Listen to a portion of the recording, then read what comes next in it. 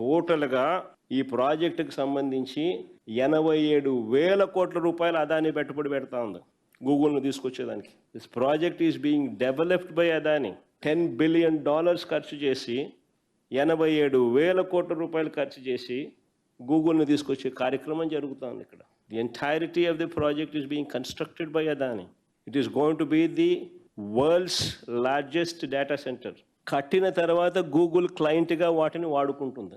$10 billion తీసుకొచ్చి ఇక్కడ పెట్టి ఇంత కష్టపడి సింగపూర్ గవర్నమెంట్ నుంచి కేబుల్ తిప్పించి కేంద్ర ప్రభుత్వము, సింగపూర్ గవర్నమెంటు, వైఎస్ఆర్సీపీ గత ప్రభుత్వము 87,000 కోట్ల పెట్టుబడి ఇన్ని పెట్టిన తర్వాత గూగుల్ వస్తుంది.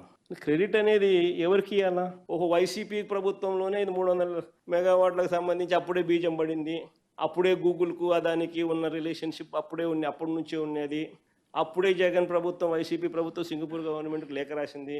అప్పుడే కేంద్ర ప్రభుత్వం ఇన్వాల్వ్ అయ్యి, సింగపూర్ ప్రభుత్వం ఇన్వాల్వ్ అయ్యి, అదాని ఇన్వాల్వ్ అయ్యి, వైఎస్ఆర్ ప్రభుత్వం ఇన్వాల్వ్ అయ్యి, ఇంతమంది ఇన్వాల్వ్ అయ్యి ఈ డేటా సెంటర్ను గూగుల్ని ఇక్కడ తీసుకొచ్చే గొప్ప కార్యక్రమానికి బీజం పడింది అని చెప్పడానికి చంద్రబాబు నాయుడు హెసిటేట్ చేసినాడు. మొదటి 3 ఏళ్లలో ఫస్ట్ ఇచ్చినటువంటి జీవో మొదటి 3 ఏళ్లలో 30 మెగావాట్లు పెట్టేటట్టు, తర్వాత 4 ఏళ్లకి 60 మెగావాట్లు పెట్టేటట్టు, 7 ఏళ్లలో 200 మెగావాట్ల సామర్థ్యం ఉన్నటువంటి డేటా సెంటర్ పెట్టేటట్టు. మళ్ళీ మీరే 2023కి వచ్చేటప్పటికి అది కూడా 3 ఏళ్లు ఏమీ పని జరగకపోయేటప్పటికి మళ్ళా మీరు రియల్ ఎస్టేట్ కార్యక్రమాన్ని నడపడం కోసం మీరు రివైజ్డ్ జీవో తీసుకొచ్చారు. ఏమని?